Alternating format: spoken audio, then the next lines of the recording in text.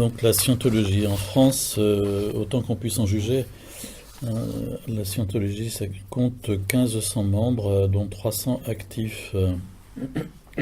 Donc vous voyez que ça représente beaucoup moins que d'autres réalités dont on a pu parler les fois précédentes, comme les témoins de Jéhovah par exemple. La Mivilude confirme, la Mivilude c'est donc la mission interministérielle de vigilance par rapport aux sectes, confirme que la secte est entrée dans une phase de piétinement liée en partie aux critiques et aux témoignages en ligne sur Internet qui leur sont très défavorables.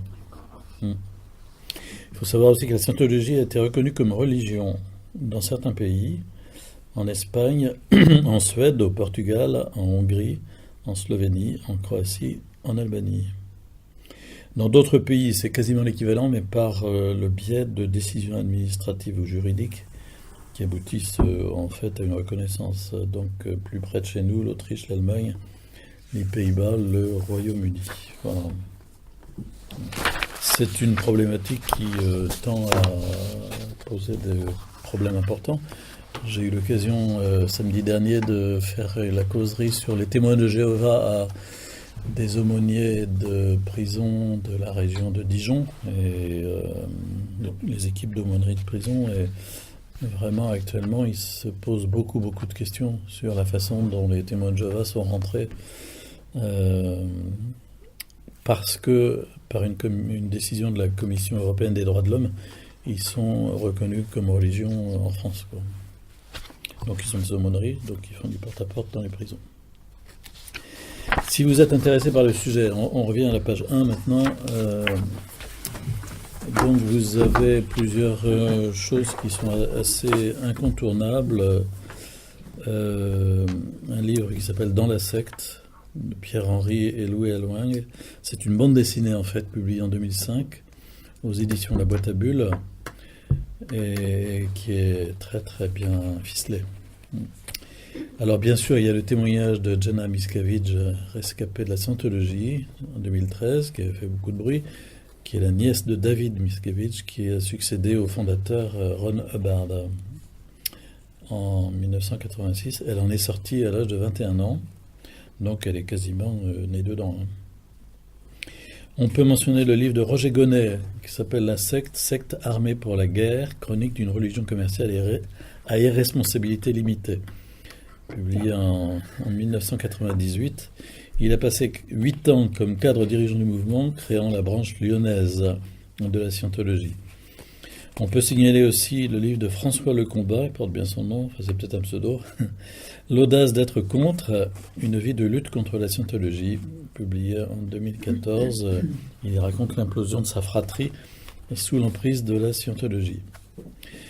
Le texte que vous avez entre les mains est extrait en bonne partie d'un article traduit de l'américain, publié sur un site qui s'appelle prevensect.com, qui est un secte en déshérence depuis 2010, mais qui comporte des ressources très intéressantes. Et l'article s'appelle « Le piège de la liberté totale, Scientologie, Dianétique et Ron Hubbard ».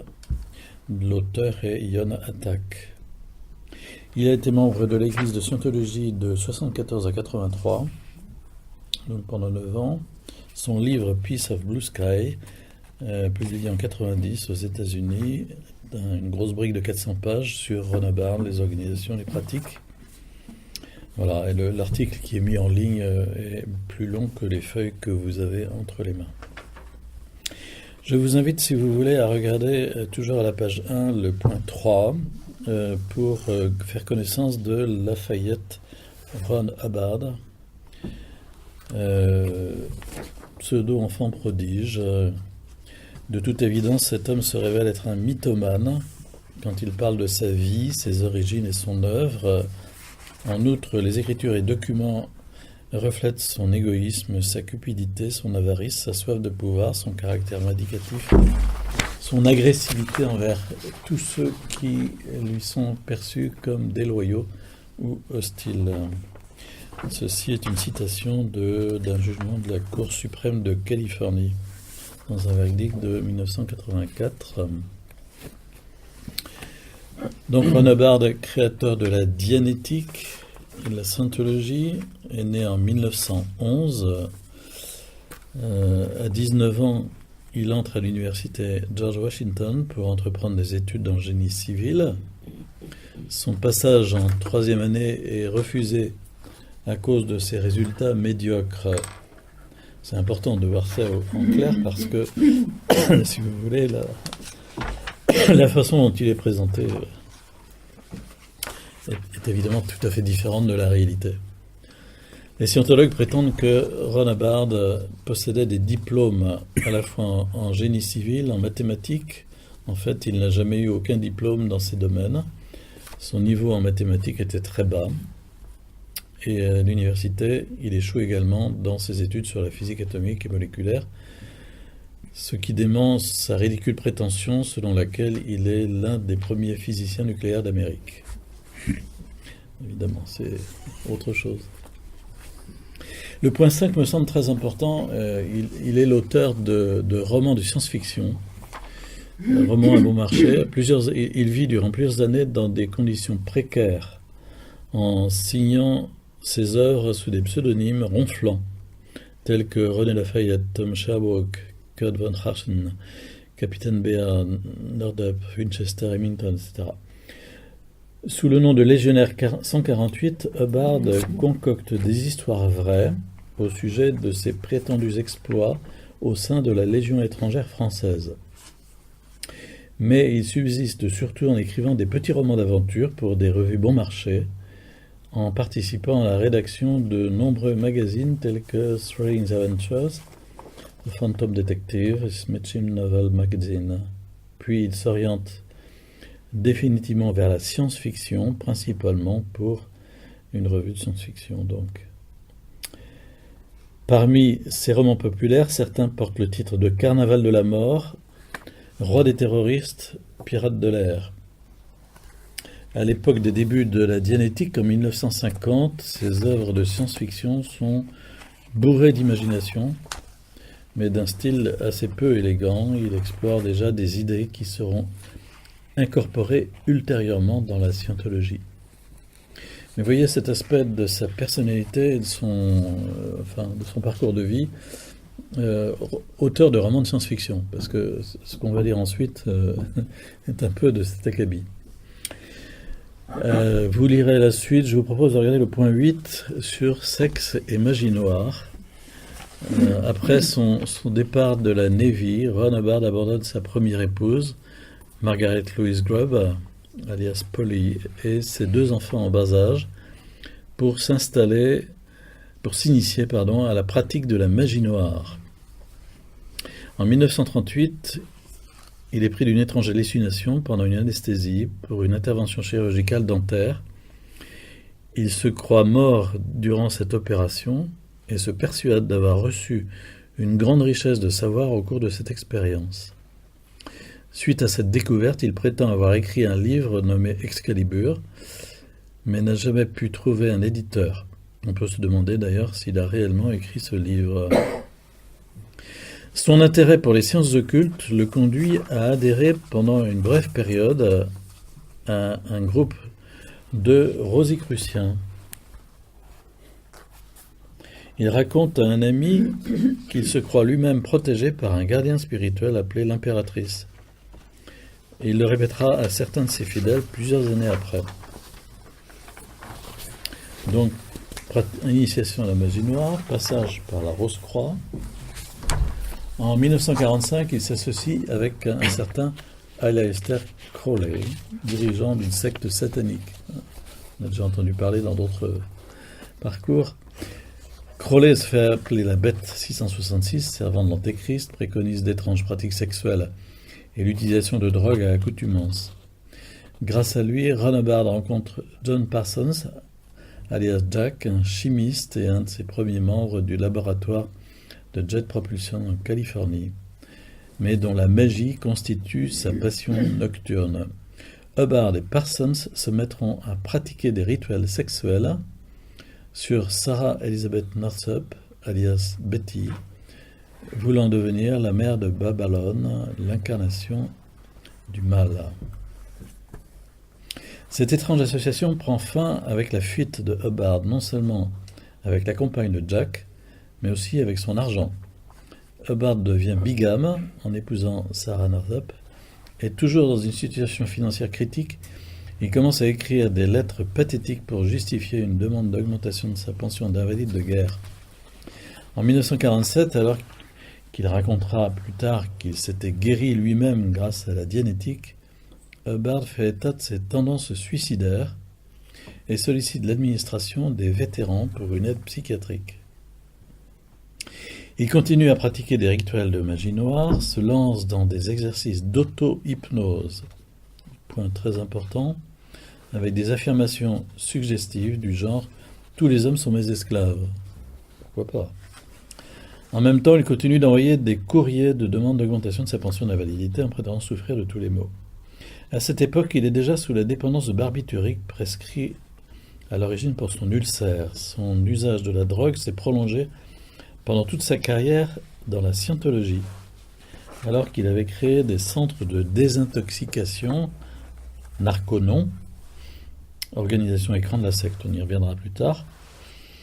La dianétique prétend triompher des tendances compulsives, pourtant Ron Hubbard n'a jamais pu s'affranchir du tabac. Alors venons-en maintenant au point 9 là, sur la dianétique.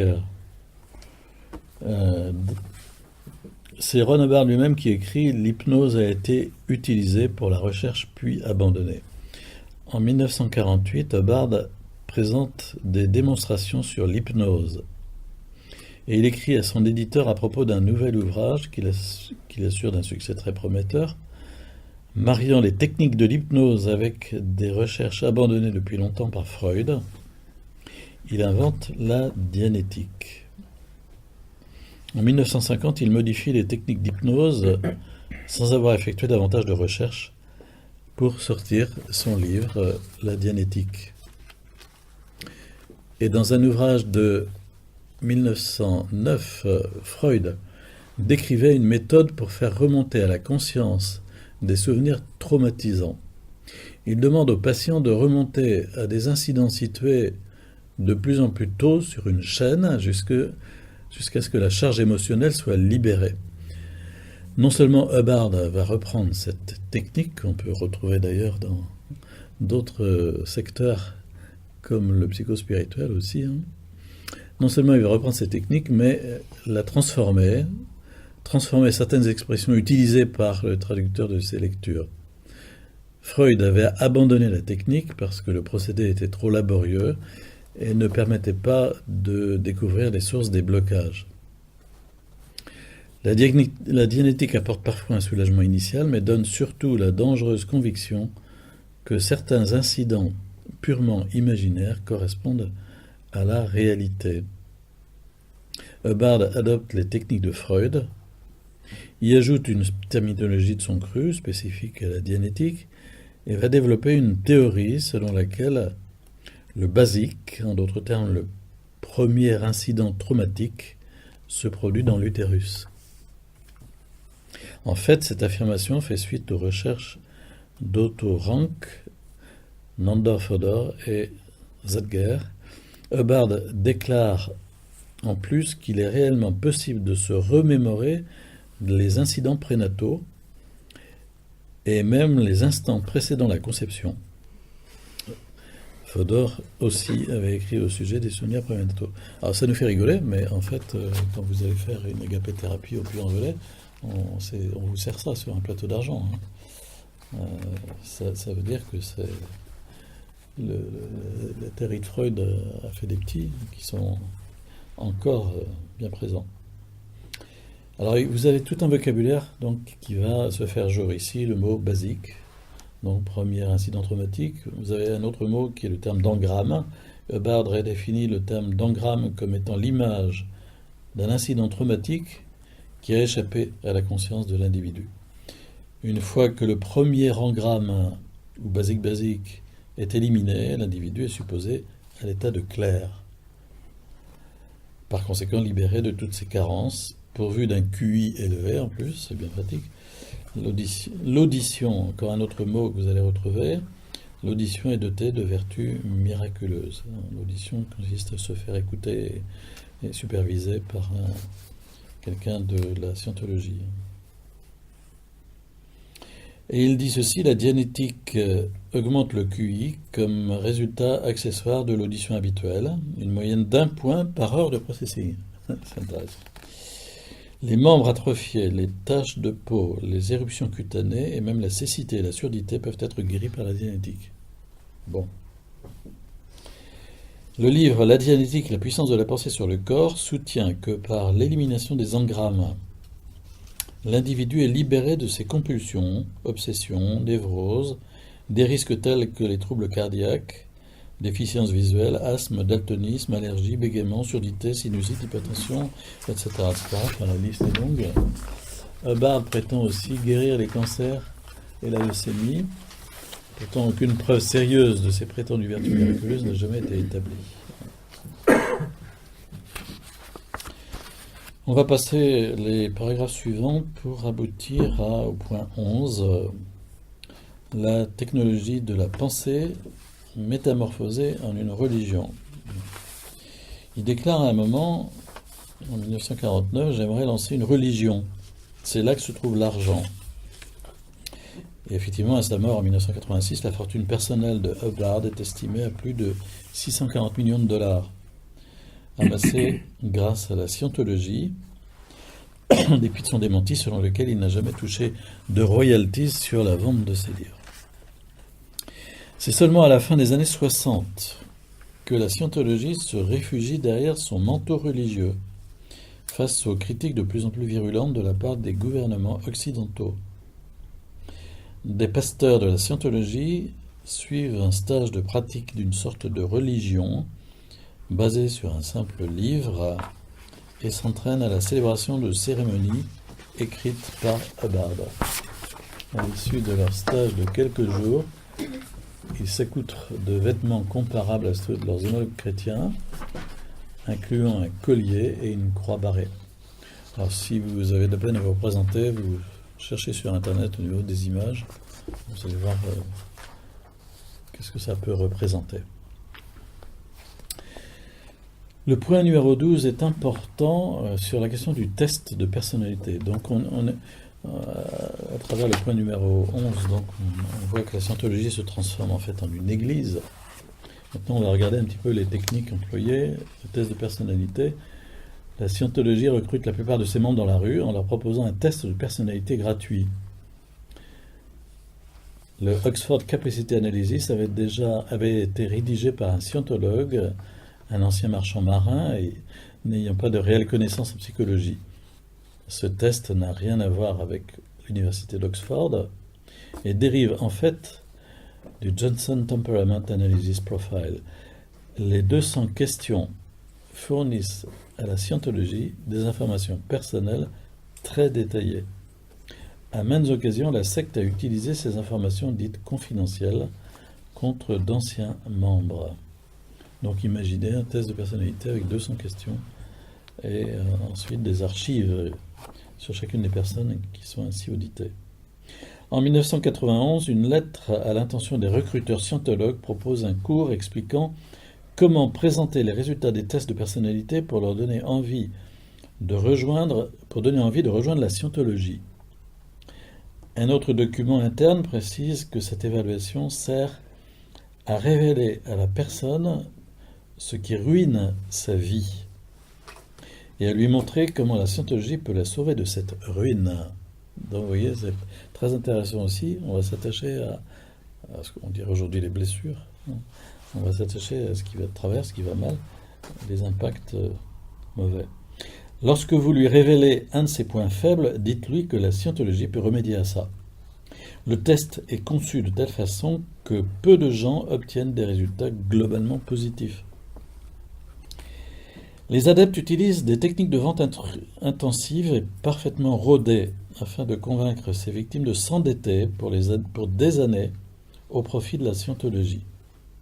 La première étape du recrutement consiste à focaliser l'attention de la personne sur les aspects les plus pénibles de sa vie, donc les ruines, ce que les hypnothérapeutes appelleraient les charges émotionnelles. Toute émotion intense tend à annihiler l'esprit critique. La froideur de la pensée rationnelle contraste avec la chaleur des émotions. Le recruteur joue sur la crainte de cette personne que sa condition pourrait empirer, en lui disant que sa condition pourrait empirer. Ensuite, le remède offert par la scientologie lui est proposé.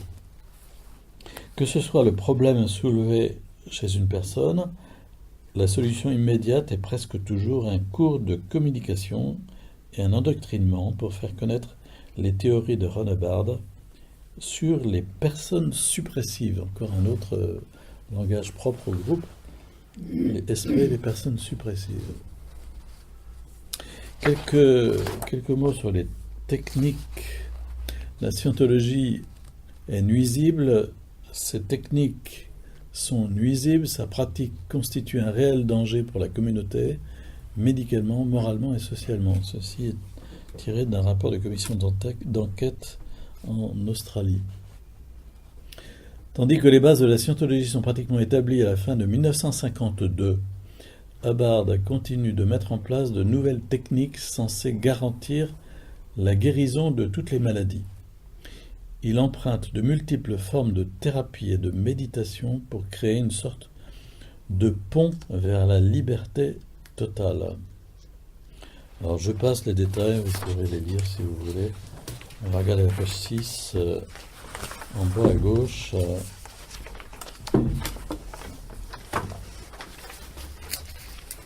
Un petit paragraphe où il dit « Le pont est constitué d'une série d'étapes, de grades, chacun d'entre eux avec un prétendu résultat. Au grade 0, par exemple, les clients sont censés acquérir la capacité à communiquer librement avec quiconque sur n'importe quel sujet. » En 1959, Hubbard instaure la vérification de sécurité, où les scientologues subissent un interrogatoire avec obligation de fournir des réponses détaillées à une série de questions au sujet de leurs éventuelles transgressions morales.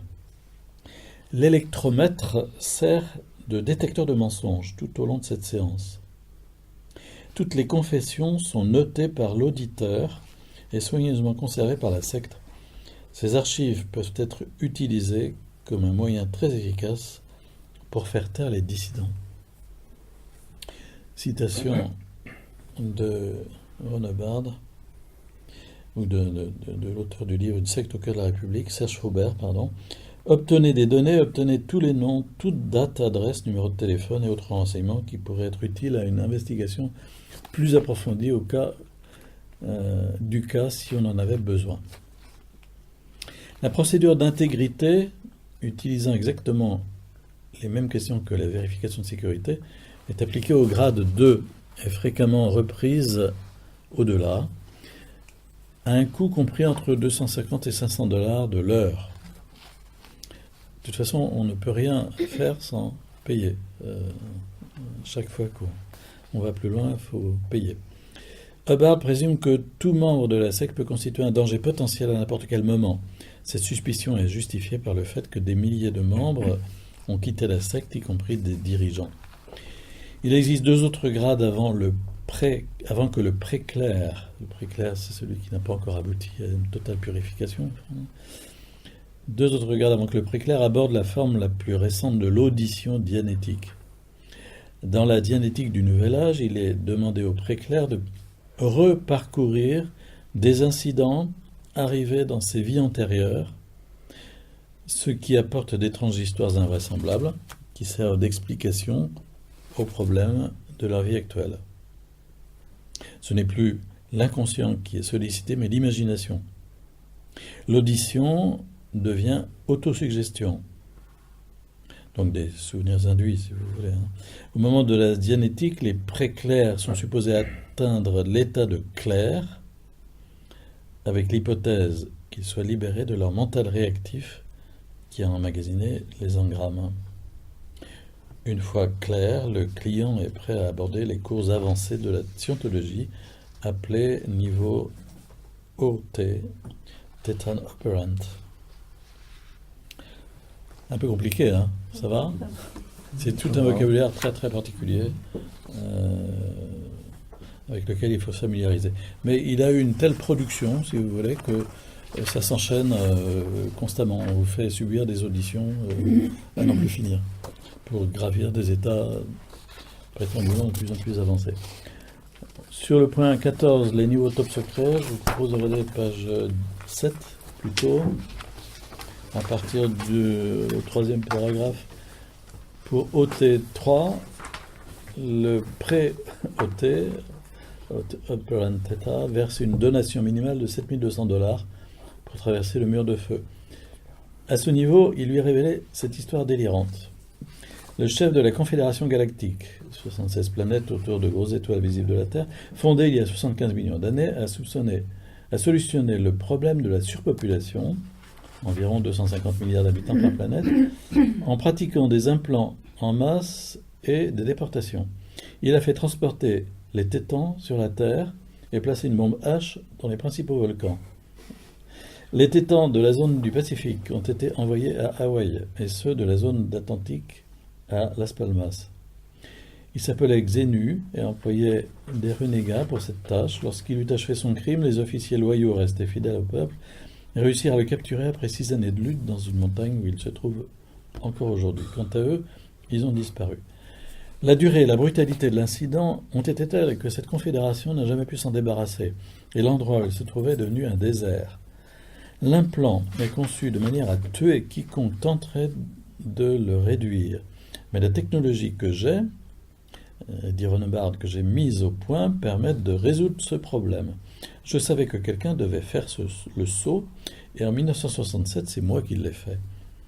J'en suis sorti terriblement secoué, mais vivant. Je suis probablement le seul au cours des 75 millions d'années à avoir réussi. Je possède toutes les données maintenant que je vais vous lire ici. Approcher librement l'implant, sans préparation ni protection, mène à la mort, sauf si on décide de suivre à la lettre le procédé que j'ai défini avec précision. Bien sûr, une approche libre n'a pas de fin, détruit le sommeil et entraîne finalement la mort. Par conséquent, soyez prudents et parcourez l'incident 2 et 1 uniquement comme je l'ai indiqué. Votre masse est une masse de tétans individuels collés à vous en tant que tétans menant le jeu et à votre corps. Il vous faut débarrasser de tous ces tétans en parcourant d'abord l'incident 2 puis l'incident 1. C'est un long travail qui requiert du soin, de la patience, une bonne audition. Vous auditez des êtres, ils réagissent comme n'importe quel préclair. Les tétans croyaient qu'ils étaient un, c'est erreur fondamentale. Bonne chance. Ça va ? Bon. Ça, je vous disais, ce qu'on a vu précédemment, c'était un peu de la biblienne par rapport à ça. Selon Ronebard, toutes les cultures et religions ont ensuite dérivé de ces implants hypnotiques. Il affirme que le Christ sont sortis de ces implants hypnotiques. Il affirme que le Christ n'était qu'une illusion implantée il y a environ 2000 ans. Après l'implantation, les tétans ont été implantés dans des clusters. Et d'après OT3, tout être vivant est une masse de ces clusters. Enfin, bon. Si vous arrivez à comprendre, il y a auteur de science-fiction. Oui, c'est ça. On est dans un monde parallèle.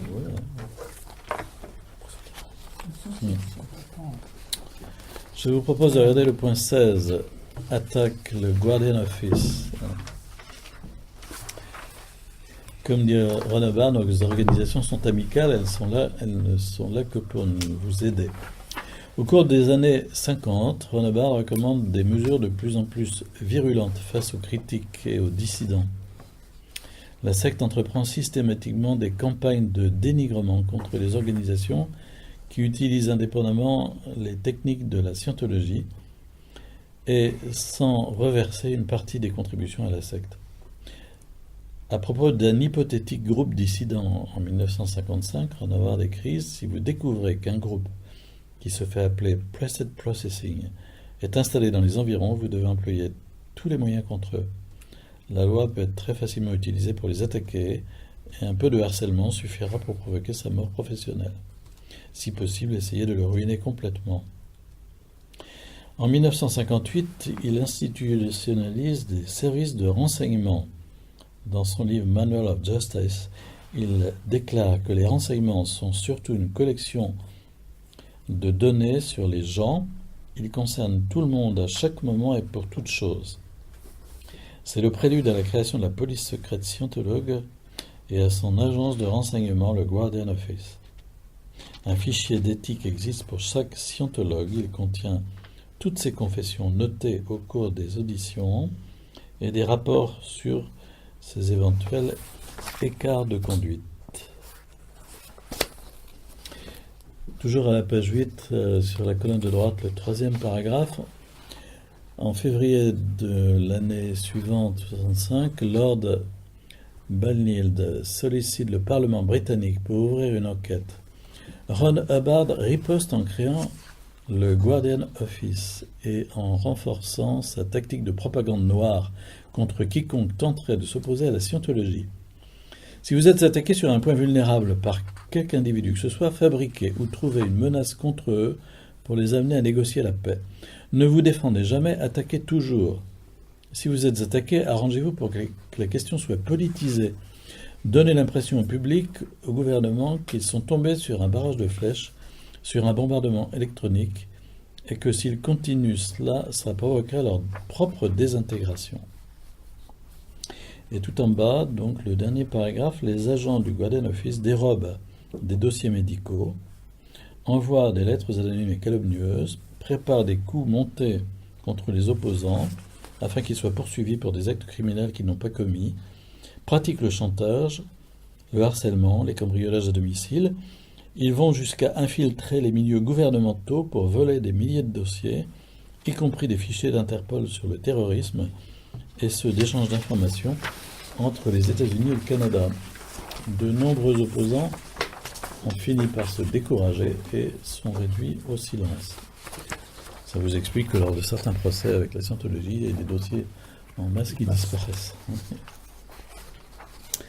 Un point que vous ignorez peut-être, le point 17 sur la Sea Org. Étant prié de quitter la Rhodésie en 1966 et par crainte d'une action en justice en Angleterre, il sera plus tard officiellement interdit de séjour, Hubbard s'embarque pour Las Palmas et crée la Sea Org, une branche dite élite de la scientologie. Pendant 8 ans, de 67 à 75, en compagnie de plusieurs centaines de ses fidèles non initiés à la navigation, il parcourt la Méditerranée et l'Atlantique à bord de 3 navires. L'incompétence de ses équipages est à l'origine de sérieux dommages causés à leur flottille au cours des tempêtes et des manœuvres portuaires. Les membres de la Sea Org sont affublés d'uniformes pseudo-navals, c'est comme pour l'Église, avec des grades militaires analogues à ceux de la Navy. Ils sont tous signés un contrat d'engagement qui, en plus de son caractère manifestement antisocial, dépasse largement les limites de l'absurde. Je, sous-signé, m'engage par la présente à être employé dans la Sea Organization. Étant sain d'esprit, je réalise totalement et suis d'accord de suivre son but, qui est de mettre l'éthique en place sur cette planète et l'univers, et je souscris pleinement et sans réserve à la discipline, à la morale et aux conditions de ce groupe et promets d'y obéir. Par conséquent, je m'engage dans la Sea Organisation pour le prochain milliard d'années. Lu et approuvé, signé. La direction de la Scientologie est devenue une organisation paramilitaire sous la direction du commodore Ron Hubbard. Tous les membres de la Sea Org sont censés s'entraîner aux arts martiaux et au maniement des armes. Les officiers se vantent publiquement que la direction est dure et impitoyable. La compassion est pratiquement ignorée dans les enseignements prolixes de Ron Hubbard. Important ceci, l'absence de la compassion. Les membres de la Sea Org sont soumis constamment à un emploi du temps écrasant de 90 heures par semaine pour une rémunération dérisoire. Certains doivent parfois se contenter d'un régime alimentaire composé de riz, de haricots de porridge.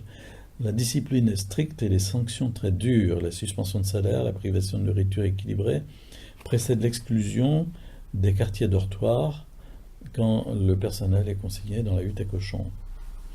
Les membres de la Sea Org ne jouissent que d'un droit de visite très restreint auprès de leurs enfants, couramment 1 à 2 heures par semaine. Les enfants sont affectés à la Cadet Org dans le but d'en faire des membres à part entière. Leur destin est tout tracé. Ils commencent à travailler pour la secte dès l'âge de 12 ans et sont parfois affectés à des postes clés avant leur 15e anniversaire. Les enfants âgés seulement de 12 ans exercent déjà des fonctions d'auditeurs en recueillant les confessions des adultes. La question des centres narconons, parce que ça, vous pouvez rencontrer ce genre de choses brusquement, quelquefois, quand ils font des campagnes.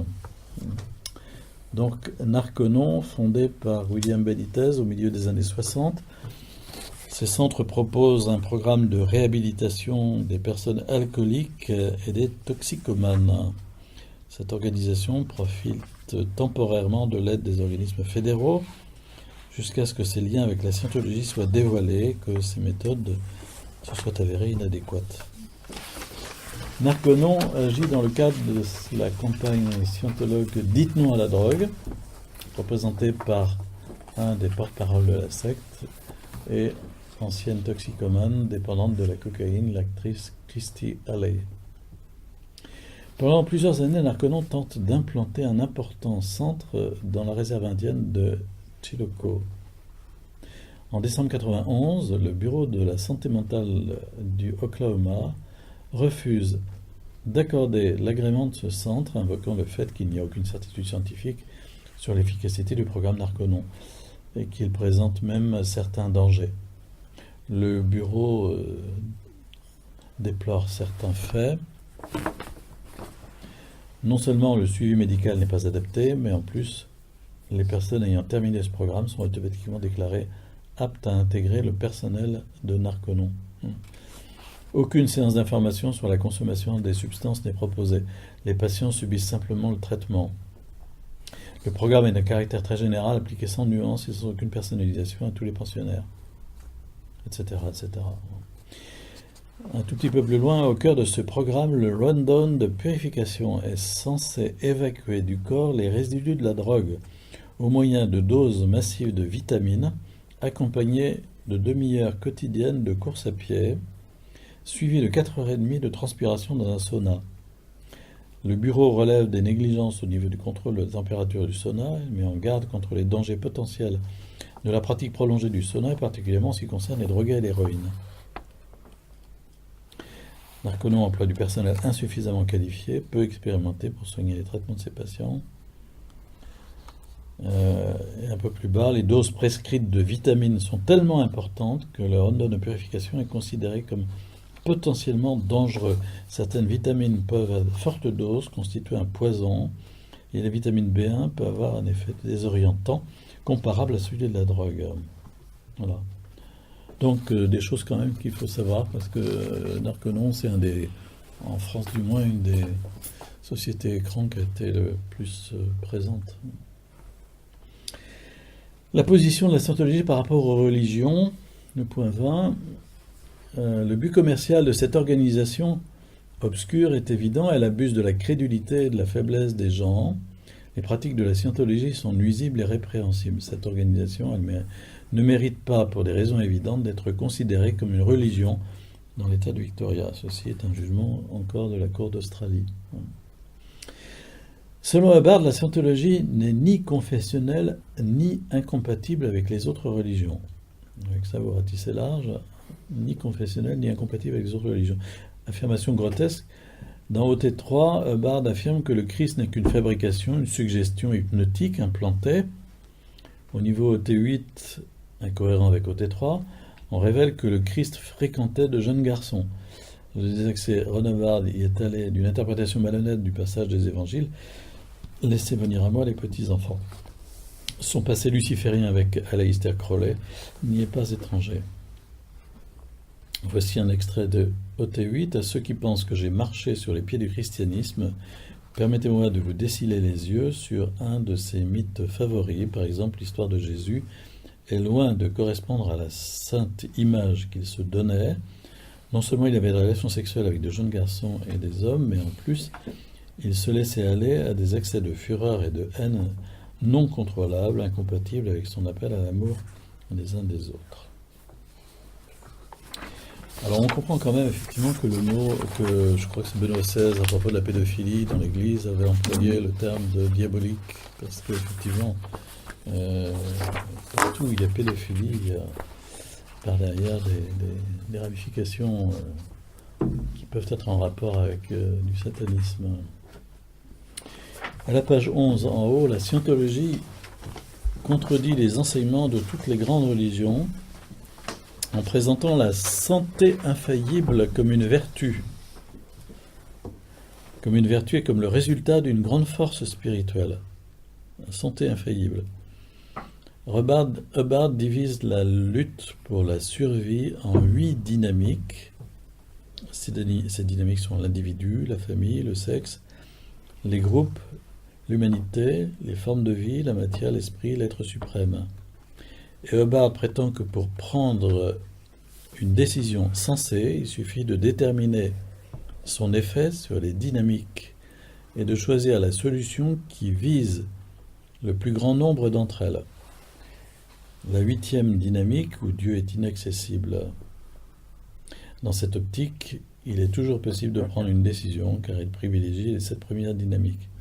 Cette pratique est inconcevable dans toutes les autres religions ou croyances en un seul Dieu.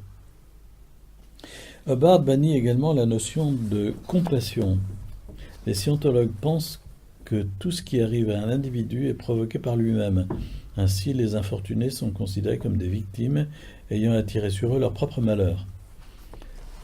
Dans la secte, la sympathie est désapprouvée et considérée comme une réaction émotionnelle plus basse que la crainte et la colère. Toutes les transactions doivent faire l'objet d'un échange mutuel. Par conséquent, les scientologues ne sont pas disposés à travailler ou à donner pour la charité à des organisations autres que les sociétés écrans de la secte. Le bannissement de la notion de compassion est typique des relations d'Hubbard avec le satanisme. Ça fait partie du credo du satanisme. Crowley et Lavey. Mais lorsque Bertrand Chaudet, dans d'autres conférences, signalait comment, au fond, dans des réalités du Nouvel Âge, des médecines parallèles, etc., il y a comme une étanchéification par rapport à...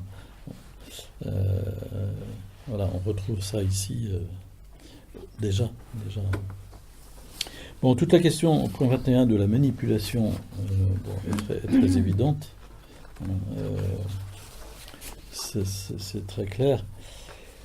Quand quelqu'un s'est inscrit, considérez qu'il s'est joint à nous pour la durée de l'univers. Ça, c'est simple.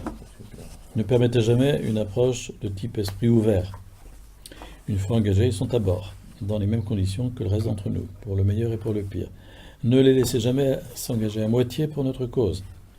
Quand Madame Intel vient suivre nos enseignements, mettez bien en évidence ses doutes et ses ruines. Le mot d'ordre est « Nous préférons vous voir mort qu'incapable ». Voilà. Ron Hubbard prétend s'intéresser à l'hypnose depuis son adolescence. À ses débuts, il reconnaît que ses recherches sur la dianétique sont basées sur les états de transe hypnotique intense et que la dianétique elle-même peut également engendrer un état de transe. Le terme d'hypnose a été l'objet de nombreuses controverses. C'est probablement l'hypnothérapeute Milton Erickson qui a le plus solidement établi la notion d'hypnose en tant qu'interaction entre les individus parvenant à un état de conscience altéré. Les psychologues contemporains admettent qu'une grande partie du processus de la pensée se produit en dehors de la conscience. L'hypnothérapeute cherche à accéder à l'inconscient dans le but de placer des suggestions positives qui exerceront une influence déterminante sur ses propres décisions. Mais en hypnothérapie, le client donne son consentement à suivre ses séances, tandis qu'en scientologie, le procédé est appliqué sans qu'il s'en aperçoive. Hubbard déclare que tout ce qui existe résulte de la conscience. La réalité est un accord avec la conscience. L'univers est un accord au-dessus de l'apparence. Dans cette optique, la scientologie cherche à changer chez l'individu sa perception de la réalité et à la remplacer par les visions de Ron Hubbard, tout en prétendant que l'individu devient plus conscient et plus autodéterminé. La scientologie prétend avoir des bases scientifiques, mais en fait, il est impossible de passer une audition sans soutenir des croyances non confirmées scientifiquement, telles que la réincarnation, la possession d'une âme, ou le bodhitétan, et l'existence et l'influence des engrammes. Donc vous voyez comment on est dans un système enfermant, vampirisant. Le point 22 sur l'entreprise de marketing ne nous apprend rien, mais enfin, les cours avancés en scientologie constituent les plus précieux services de la planète. Les assurances sur la vie, maisons, voitures et biens de consommation ont tous une valeur périssable. Il n'y a rien de comparable aux cours avancés. Ils ont infiniment plus de valeur que le temps lui-même, dit Renevard. Donc, technique de marketing, qui constitue une autre facette de cette domination excessive et de la persuasion destructrice des adeptes. Les clients de la scientologie sont harcelés pour satisfaire des exigences financières croissantes, appelées dotations, pour des auditions et des cours en vue de monter sur le pont de la liberté totale. Les coûts totaux sont de l'ordre de 350 000 $, mais certains adeptes payent encore plus. Beaucoup de scientologues se sont retrouvés sans domicile, lourdement endettés, une situation qui résulte de pressions psychologiques intensives.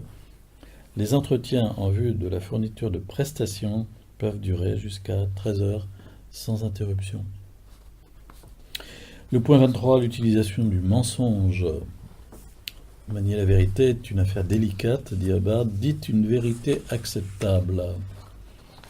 La scientologie prétend compter plus de 7 millions de membres à travers le monde, alors qu'un rapport interne datant de 87 fait état de seulement 40 000 individus.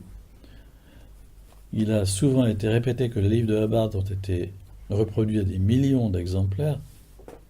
Les livres de Hubbard ont surtout été hissés parmi les best-sellers au moyen de campagnes publicitaires soigneusement orchestrées. Et la scientologie a probablement réussi à vendre plus de copies des livres de Renevard qu'elle n'en a imprimés, en les rachetant, puis en les revendant. Une libraire a même reçu un arrivage de livres où elle a reconnu ses propres étiquettes de la vente précédente. Bon. Le point 25, les ravages de la scientologie. Les auditions scientologiques peuvent avoir un effet profondément destructeur. Les résultats d'une enquête effectuée sur 48 sectes par Cornwall et Siegelman montrent que les sectes scientologues présentent le plus important taux d'accès, de violence, d'hallucination, de dysfonctionnement sexuel, de tendance suicidaire. Ils estiment la durée moyenne de rétablissement complet à 12 ans en ce qui concerne les anciens scientologues. Les membres sont complètement saturés de visions trompeuses et non scientifiques de l'univers. Ils en viennent à se considérer comme appartenant à une élite restreinte, attaqués de tous les côtés par une gigantesque conspiration. Les scientologues s'expriment et pensent dans un langage ésotérique fabriqué par Renevard, auteur d'un dictionnaire rempli de plus de 1000 pages de définitions. Ils s'entraînent à afficher une sérénité et une apparence joviale, quels que soient leurs sentiments réels. Beaucoup d'entre eux deviennent des drogués de l'audition, incapables de faire face à la vie sans passer des séances. La secte s'ingère dans tout ce qui touche à la vie de l'adepte, conformément aux consignes de Renevard, dans pratiquement tous les domaines, qui vont du management des affaires à l'éducation des enfants. La scientologie tente de susciter une crainte obsessionnelle vis-à-vis des professionnels de la psychiatrie, si bien que les sectes scientologues sont généralement réticents à demander une aide psychologique à ces derniers.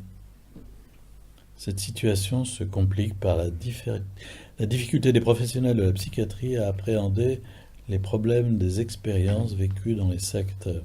Pour ces raisons, beaucoup d'anciens scientologues basculent vers d'autres sectes ou vers des dérivés de la scientologie tels que Avatar.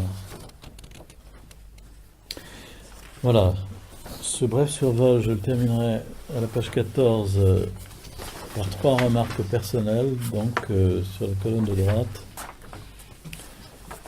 Par rapport à ce que nous avons pu travailler lors d'autres séances, toute proportion gardée, on ne peut être qu'être frappé par une similitude entre certaines techniques employées par la scientologie et ce qu'on découvre dans le courant chrétien psychospirituel manifesté par l'agapéthérapie, de quelque origine qu'elle provienne, que ce soit du Canada ou d'ailleurs. à savoir la même détermination à devenir clair en essayant de guérir les blessures du passé. Le, le mythe de la guérison totale. Deuxièmement, la proximité avec l'hypnose, qui est saisissante, comme si la scientologie était la caricature des déviances potentielles de ce type de thérapie. Et puis un troisième point, c'est que la raison a totalement disparu de l'horizon. La scientologie est totalement illogique, elle se présente comme une religion sans confession de foi, comme l'expérimentation d'une pratique, alors qu'en fait tout repose sur la foi en Runebard et en ses méthodes sans cesse remaniées et bricolées. Voilà, c'est sans doute trop rapide, mais ça vous donne quelques éléments que vous pourrez approfondir ensuite en relisant tout l'ensemble.